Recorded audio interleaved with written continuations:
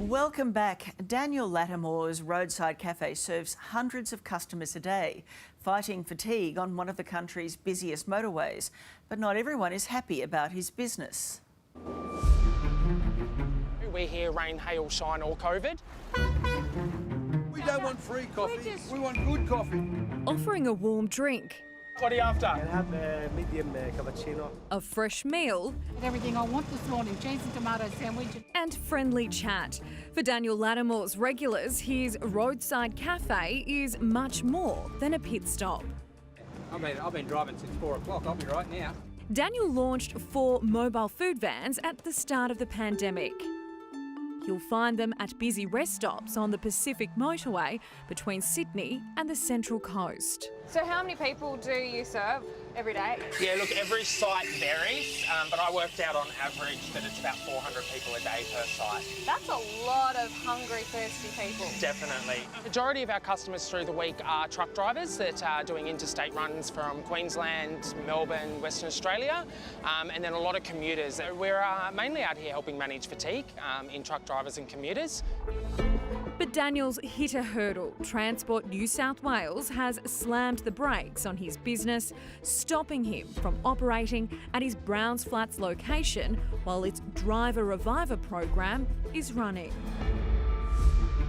The feedback that I get from people is that Driver Reviver is notoriously unreliable and inconsistent. They're never actually there. Powered by volunteers from the local Lions Club, free cuppers are meant to be offered to long-haul drivers throughout the year. But according to the ones who need it most, when or where they'll be operating is anyone's guess. Have you ever seen Driver Reviver or used the Driver Reviver stops? What do you mean, driver reviver? Do you use the Driver Reviver program? I don't know. Glenn Pauling's been a truckie for more than 2 decades. Where are you headed today? Going to St Mary's to unload, then go back, and I've got a dogger trailer up in Dubbo tomorrow, and then go to Ralgan in Victoria. Fatigue is still one of the biggest killers on our highways. Hills we've got to drive by, they contribute to fatigue greatly. The last 3 truck accidents I heard about, two blokes that I know died and other ones in hospital with spinal injuries. The Pacific motorway is notorious for crashes. In 2019, 5 people died and 35 others were injured along the stretch Daniel operates on. Coincidental or not, since he opened, those stats have significantly declined.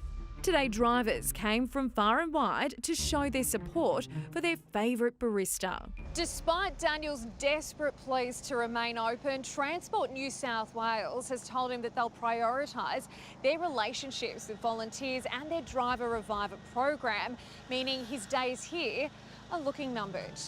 If the only thing I achieve in my life is helping one person or preventing one death, then I feel like we've done pretty good. We contacted the Bulahdelah Lions Club and Mid Coast Council, but they didn't respond. As for Daniel, he says he'll continue the fight to stay open.